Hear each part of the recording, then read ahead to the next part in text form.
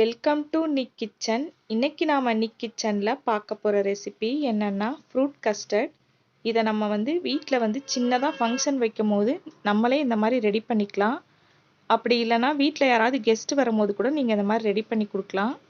இதை நம்ம எப்படி செய்யலான்னு இந்த வீடியோவில் பார்க்கலாம் வாங்க.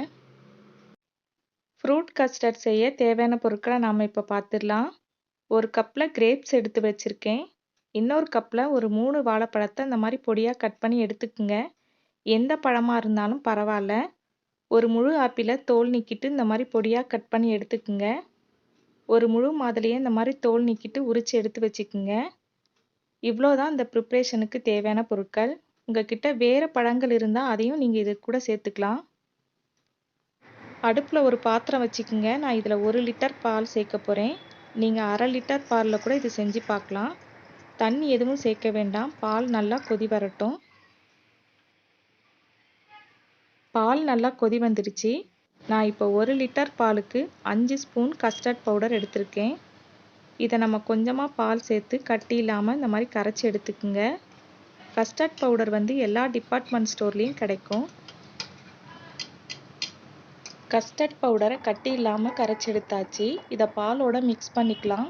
கொஞ்சம் கொஞ்சமாக சேர்த்துட்டு மிக்ஸ் பண்ணிக்கோங்க.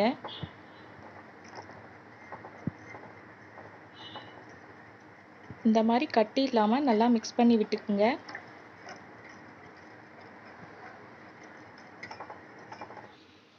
ஒரு லிட்டர் பாலுக்கு நான் 12 ஸ்பூன் சர்க்கரை சேர்த்துக்கிட்டேன். இது கரெக்டான அளவாக இருந்தது. உங்களுக்கு ஸ்வீட் இன்னும் கூடுதலாக வேணும்னா நீங்கள் இன்னும் கூடுதலாக சேர்த்துக்கலாம். ஃப்ரூட் கஸ்டர்ட் இன்னும் திக்காக வேணும்னா 1 ஸ்பூன் கார்ன்ஃப்ளவர் பவுடர் எடுத்துக்குங்க. பாலை கொஞ்சமாக சேர்த்துட்டு நல்லா மிக்ஸ் பண்ணி விட்டுக்குங்க.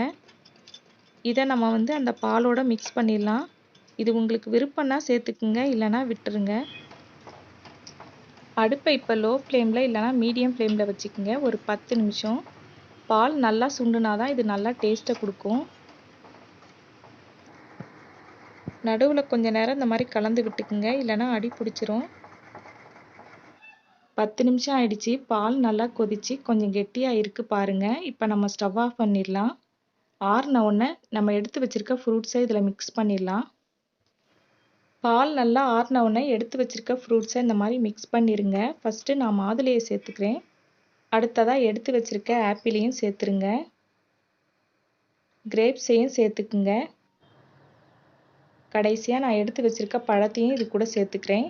இதை நல்லா மிக்ஸ் பண்ணி விட்டுக்குங்க. பால் நல்லா ஆறின அப்புறம் இந்த மாதிரி மிக்ஸ் பண்ணுங்கள். அப்போ தான் நல்லாயிருக்கும். நீங்கள் இதை ஃப்ரிட்ஜில் வச்சுட்டு கூட சர்வ் பண்ணலாம். பாருங்கள், ஃப்ரூட் கஸ்டர்ட் எவ்வளோ சூப்பராக வந்திருக்குன்னு. இதை ஒரு பவுலுக்கு மாற்றிடலாம்.